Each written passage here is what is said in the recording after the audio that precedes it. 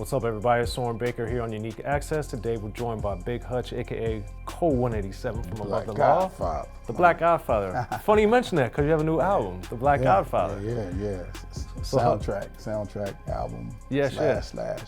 So Hutch, man, this is a double album. Yep. You've always been very prolific, putting out a lot of material and a lot of interesting subject matter. Yeah. So what makes now the time to hit the Black Godfather topic? Well, when I wanted to develop first I wrote a film idea, The Black Godfather, and then I got with Layla and I wanted to do a record. You know what I'm saying? I had a couple ideas I wanted to do, and really it's like I wanted to do an OG record, but I didn't want to be like, oh, my typical record that I make. So when I finished putting together the storyline of the movie, I went in to do the album, and I just made it kind of be the part of my name, Cole 187, the Black Godfather, to have the OG perspective from like an OG MC instead of being like, oh yeah, I'm a veteran rapper, I'm this, I'm that. It's the same thing, we just saying words.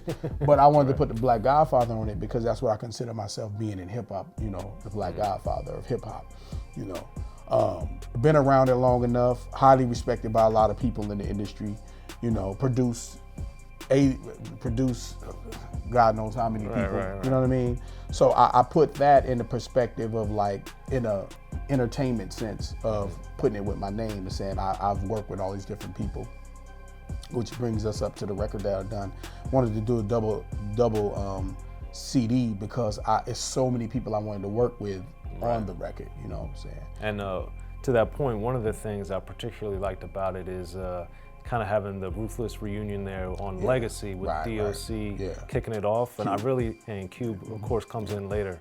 But with starting it off with D.O.C.'s part, what I liked was how he wove all the Above the Law album titles and then put in some song titles to kind of make like a little story. So how did that idea come about? Oh, well, that basically was Doc just, you know, doing Doc. I let Doc do him. Okay. You know, we sent the record. We wanted to do the record, you know, with everybody, but everybody wasn't available. So what Doc ended up doing is we named it Legacy off the top because we want to do a record with everybody. And what Doc ended up doing, he just ended up taking the track, and then he just came up with, you know, everything that us collectively have lived through, you know, as being involved with each other from N.W.A. and Above the Law. So which is what I love about that part, that aspect of it, in the D.O.C. as well, being a part of, you know, N.W.A. and Above the Law and Eazy-E, you know. So he intertwined all that in, and then Cube came in and slapped him, you know, and I came and batted clean up, and you got the Legacy, which is, I mean, it was incredible for me because I never done a record with Cube. And I always wanted to do a record with Cube. And it's funny, we weren't able to do the last song because he left right when we were recording the last song on Above the Law's first record. And he was the first person, he was one of the first people that we wanted on the record, but him and Eric's relationship was estranged, and he kept it pushing. So we respect that, you know. But now we brought everything back full circle then. So on my album, so I'm highly excited about that record. That's a really, really phenomenal record. Yeah, I love that one. And another one that I like that we had, when Exhibit and I were doing Open Bar Radio on K-Day, we had played the early version of Hustle Hard. So with that one, in addition to, I think, it being a great song and having 40 and Short on there, the thing that I like about it is that it's so hard and it's not trying to be anything but that. That's right. And that's something I think that, you know, you have done as a solo artist, but also with Above the Law, is be able to make super hard music that's not trying to be commercial, it's not trying to be anything other than a great song that's hardcore rap. Right, exactly. So why is that still important for you? Well, it's important for me because I think you have to give people yourself on a record. You can't get caught up into what's going to make sense for everybody else in the industry standard or whatever. You know, you still have to be that person that writes the song from the perspective that people can understand where you're coming from. I always wanted to make records, you know, even, you know, with Above the Law records, we always wanted to make records that were us, that people can relate to, and at the same time you could be, you know, you could engage with it. It wasn't so far left that it was, so just because something isn't really like commercial doesn't mean people can't engage and be and entertained by it, you know. And that's what I always focus on that part first. It's funny.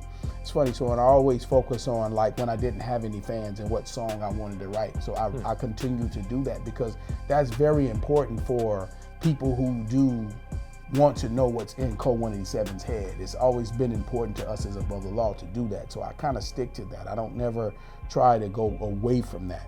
You know, when I make a record, it could be neuro sounding, it could be throwback sounding, or whatever box people want to put me in. But it's always going to be from my perspective, you know, because I want people to experience where I'm at as a writer. Yeah, and then building on that, you had the Black Superwoman song. Yeah, with Yo-Yo. Yeah, with Yo-Yo on there. So how, since Black Superman has been reappropriated and redone by people, and it's obviously one of your guys' biggest songs ever, if not the biggest. That's right. What, you know. You'll win that argument. And one of your best, I would argue, also. No doubt. So that being said, why revisit it now, and how and why put Yo-Yo on it? Well, I thought it was important because we don't do a lot of records for females. You know what I mean? So I wanted to do a record that kind of like was me as the Black Superman. I wanted to do a record that kind of says like, okay, I'm looking for that type of woman that mirrors me, my Bonnie, you know, without doing a Bonnie and Clyde remix or anything. Something that incorporated our original flavor as Above the Law with Black Superman. And I incorporated the old school record in there, in the hook. And at the same time, I talked about it coming from the perspective of being out here hustling and grinding and taking risks. I want the same type of woman that takes that risk for me as well as I'm taking the risk for her. You know, and that's just how that came about. I couldn't pick any other powerful MC that I knew that I highly respected, you know, on the female. And I respect her as an MC anyway, but as a female, and I know her really well, was Yo-Yo. You know, and that's why I took that approach. I didn't want any other female to be on that record with me but her, you know, because of how I think she's a very powerful sister, you know what I mean? And I want people to, you know, to see that, like, you know, that is what I'm looking for, even being in the streets and being, you know, a player or this or whatever. We're all looking for that. It just has to mirror us as, you know, as that. And I wanted to put that message out there for women. You know, to say, yeah, I'm looking for, you know, I'm not just out here playing and slapping big butts. I want love too.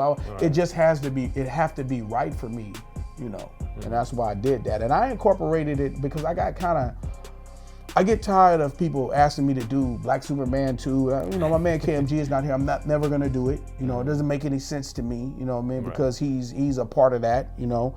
I will never touch that legacy and taint that, you know, period. You know, and that's just the way I feel. That's the high respect I have for my group and my brothers in general, you know.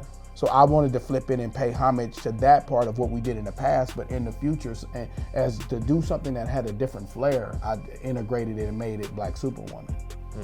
Okay, and then Black Superman's on Uncle Sam's Curse. Yeah. And on Uncle Sam's Curse, you have a lot of like the movie soundtrack, Against the Wall narration and stuff in there. And then on this album, you have the narration from Slink Johnson, aka Black Jesus. Yeah. Shout out to Slink in the gray area. That's right. How and why did you think Slink made the right person to do this narration? Well, because when you look at the Black Godfather, the whole embodiment of it is showing you where I'm at as an entertainer, as an artist, is I'm everything that I'm doing is from a G's perspective. Right. So he came in and he listened to the records and he was like, okay, I'm gonna go in here and do something. And Slink just went in there and he just rambled off a whole bunch of dope shit that I kept, you know what I mean? Because he listened to a bunch of records and like, okay, this is what I'm feeling. When he listened to Renegade and he listened to Hustle Hard, he said, okay, this is what it embodies. It embodies a person that's like, you know, that people look up to and respect, but he doesn't knock them for being who they are as young people. And the character of the Black Godfather, which is the character in the movie Cornelius Blackwell, he's a person like that. He's just a young mogul gangster dude that like, he doesn't knock people. He's about the movement of like looking out. He's about being that big brother figure, that big G figure, you know what I mean? And that's what Slink brought to it. And that's why we created that, and I wanted to. It's kind of like, you know, if you looked at the movie The Mac, where, you know, I kind of took that theme of the blind man, where he always gives the Mac, little insight. Yeah. So And that's just to build the whole ambiance of what we're trying to say sonically with the Black Godfather. Okay. And then obviously as with Above the Law and then also as a solo artist, you've made a point throughout your career to kind of have that edutainment from a hustler's perspective. Right. So on Black Godfather, I thought it was interesting because there are elements and there's pieces of it throughout the album, but it seems also very backloaded for the more heavy subject matter toward the end of the album. So why did you end up doing it that way on this project? Well, I mean, one for me is like if it's records on there, like say for instance, if you say like the Masterpiece on there, it's more like, you know, where I kind of break down how I look at life is like, you know, I'm no expert.